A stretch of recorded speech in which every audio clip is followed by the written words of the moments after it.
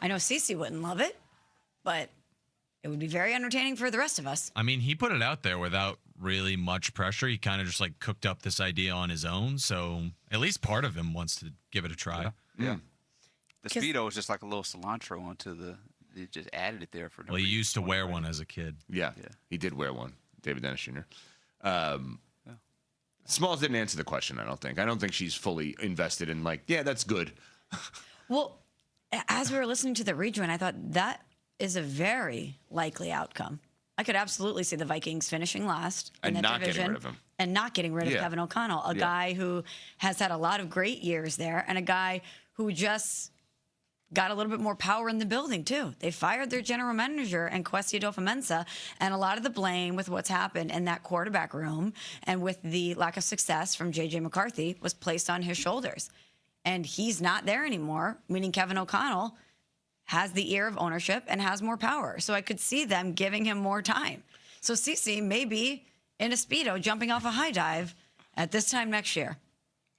Well, don't you think that there are two teams there in the NFC North who are going to have coaches on the hot seat at the end of the season, right? The Lions and the Vikings? Or, I mean, any combination of two teams that are at the bottom of that division. Well, I don't think Ben Johnson, regardless of what happens. Well, no, not Ben Johnson. Well, I don't referring to. I assume Matt you're referring LaFleur to just signed a new deal. Well, I don't think. Well, I just don't think the Bears are going to be at the bottom. So, I mean, there are three teams there. I think that. I mean, somebody's got to be at the bottom of that division, right? I'm ruling out the Bears. Bears are probably going to be 1 or 2 in that division.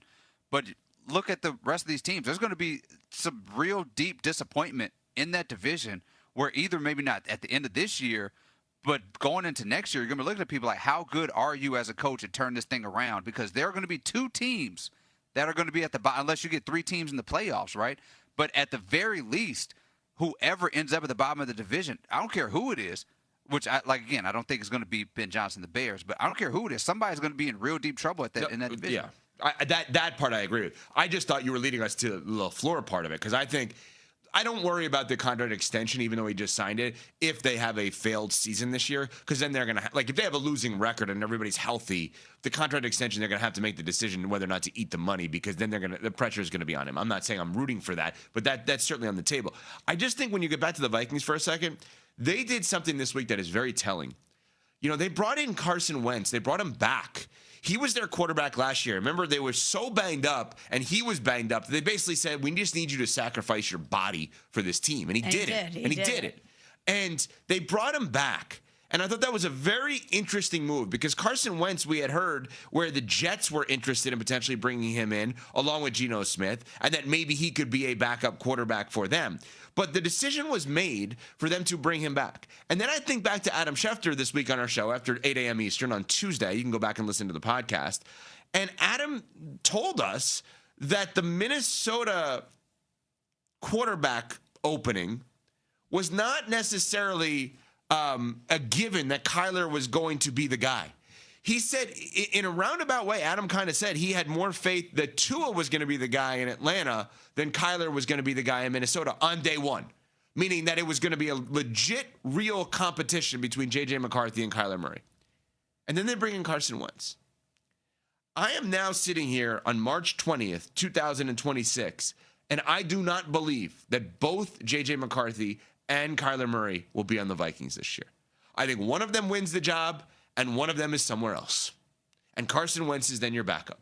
And I understand it doesn't cost you much, but if J.J. McCarthy wins the job, I don't think Kyler Murray is going to sit there as a backup quarterback to J.J. McCarthy. I think that they probably are willing to trade him or release him and let him go start somewhere else that may be in need of a quarterback, that maybe their quarterback competition didn't turn out the way that they thought it would. Someone doesn't develop, guy gets banged up. And if J.J. McCarthy does not beat out Kyler Murray, and he is as kind of up and down as Smalls told us he would be before last season, and he's still that way, I could see them saying, you know what, bad pick. We're just going to move on. We're going to trade him to Harbaugh and let him sit as a backup behind Herbert, and we'll call it a day. Are they paving the road for that anyway?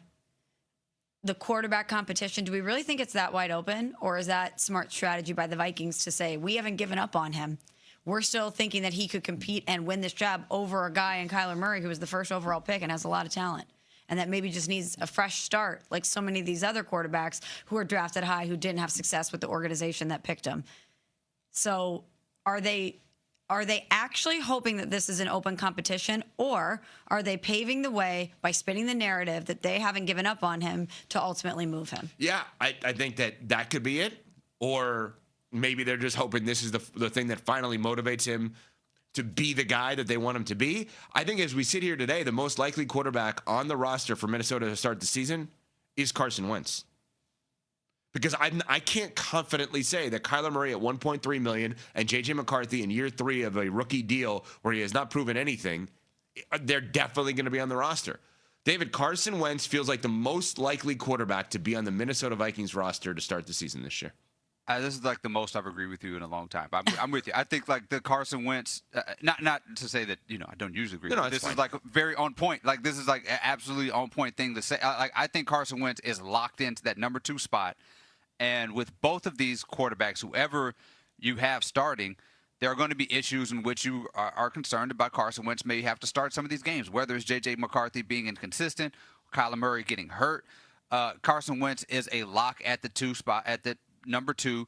Whoever is below him probably will not be on that roster for much longer on that team. But I do think that this is Kyler Murray's job that he's going to have to lose. Like, I don't think that there's an idea that J.J. McCarthy if J.J. McCarthy outperforms Kyler Murray, I think it'll say more about Kyler Murray than it does J.J. McCarthy.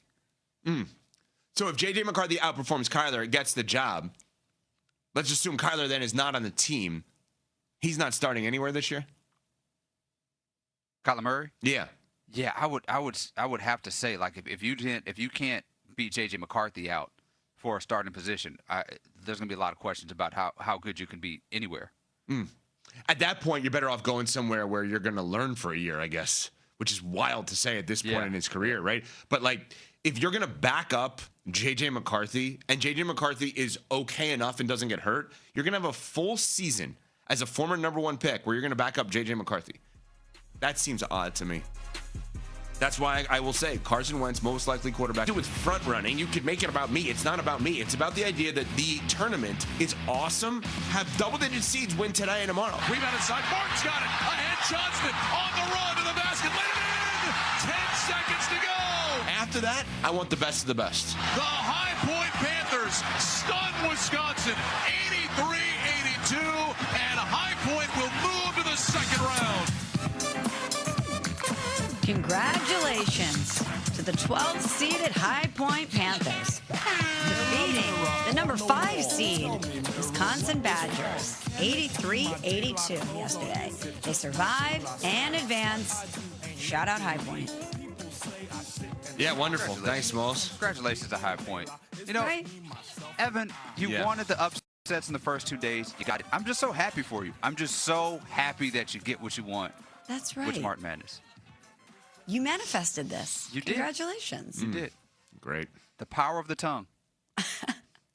What? You spoke it into existence. Spoken into existence. That's what they say. Power of the tongue. Spoken into existence. Yeah, I didn't want my school to lose, which is what happened yesterday. Wisconsin, was that the biggest upset, or was VCU over UNC the biggest upset? You got to be specific in your request and when you ask for a blessing. You got to be specific. You're supposed to be hyper specific. Very David specific. is right. When you manifest. Can't be vague. Things like this happen. You shouldn't just say, I hope for a double-digit upset. I'm not sure we're speaking to the same people. I gotta tell you when we're doing this stuff. What do you mean? What, isn't that like a religious thing? What you're saying, or no? Manifesting? No, everyone. Do you know that you subliminally are manifesting your life all day, every day? What you think becomes your reality. So if you're thinking, I would love a double-digit seed to upset perhaps a 5 seed in the first 2 days of the tournament, but you're not being hyper-specific about which 12-5 upset you're hoping to manifest,